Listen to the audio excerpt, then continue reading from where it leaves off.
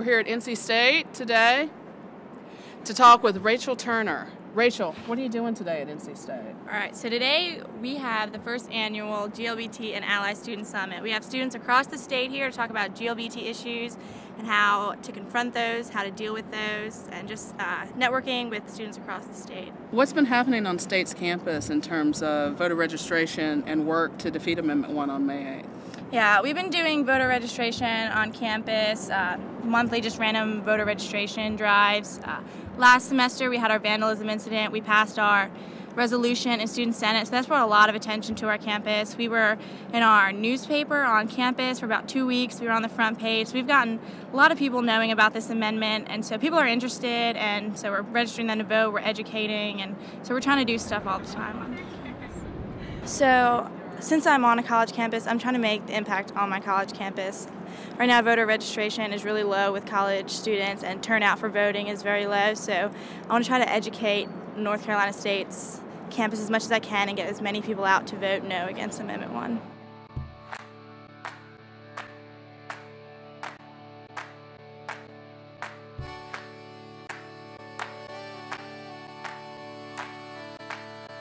Running in the sand, living on the land. The salty breeze was in our eyes. We stood beneath the dragonflies and danced all night. Hey, I was just calling to see where you were at or what time you're going to be here. You were signed up to come to the conference this weekend at NC State, right? We're at the hotel right now waiting for people to show up. They were supposed to be here by 6. It was around 6, so I started calling people because there were only about 5 people here. I started calling, and many people decided last minute that they weren't going to come. They didn't email me or a buddy or anybody working on the project. It's a little frustrating right now.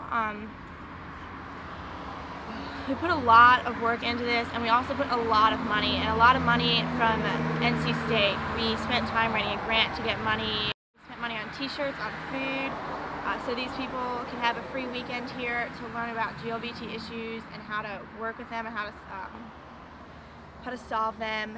And it's a little frustrating that they couldn't even email us and tell us so we could kind of reframe what we were going to do this weekend. So we're just going to wait here for a little bit longer and see what's going on. Hopefully a little more people show up so we can have some more conversations, and maybe a small group will be better, more ideas, it'll be a little more intimate than before. So we'll see what happens. We'll have to go with what we have.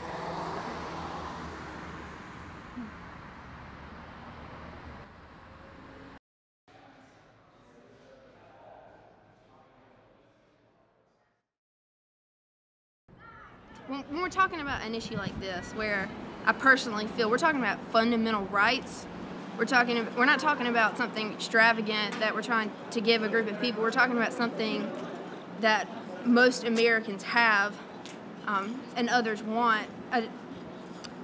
It's something I feel obligated to do, not necessarily just something I want to do. And I commend people like Rachel who are in several leadership positions, who are willing to stand up and have a call to action for those kind of things. The community can't just fight for itself.